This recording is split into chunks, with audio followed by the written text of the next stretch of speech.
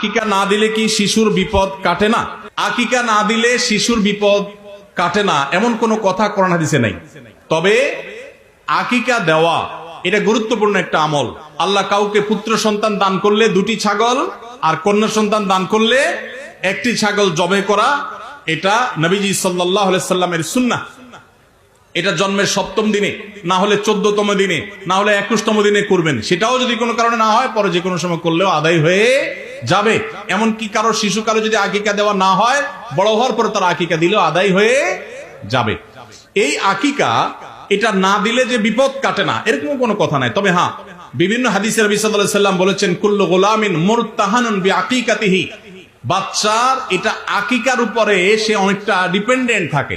এই হাদিসের ব্যাখ্যা অনেক মুহাদ্দিসরা বলেছেন আকিকা না দিলে, আকিকা দেওয়ার ফলে সে বিভিন্ন ক্ষয়ক্ষতি থেকে বেঁচে থাকতো। অনেকে বলেছেন শয়তানের কুমন্ত্রণা থেকে বেঁচে থাকে আকিকার মাধ্যমে, এটা থেকে সে আর বাঁচতে পারে না, ওই ক্ষতি তাকে স্পর্শ করার সম্ভাবনা থাকে। তবে কেউ আকিকা দিতে পারলো না, অন্য কোনো আমল করলো তার সন্তানের জন্য, আল্লাহ তাআলা তাকে সেভ করতে পারেন। এমন কোনো কথা নাই যে আকিকা না দিলেই তার সন্তানের বিপদ কাটবে না। তবে আকিকা দেওয়া উচিত, এর মাধ্যমে সন্তান নানাভাবে উপকৃত হয়, নানাভাবে সেভ থাকে, নিরাপদে থাকে। আল্লাহ আমাদের যাদের সামর্থ্য দিয়েছে তাদেরকে আমল করার তৌফিক দান করুন।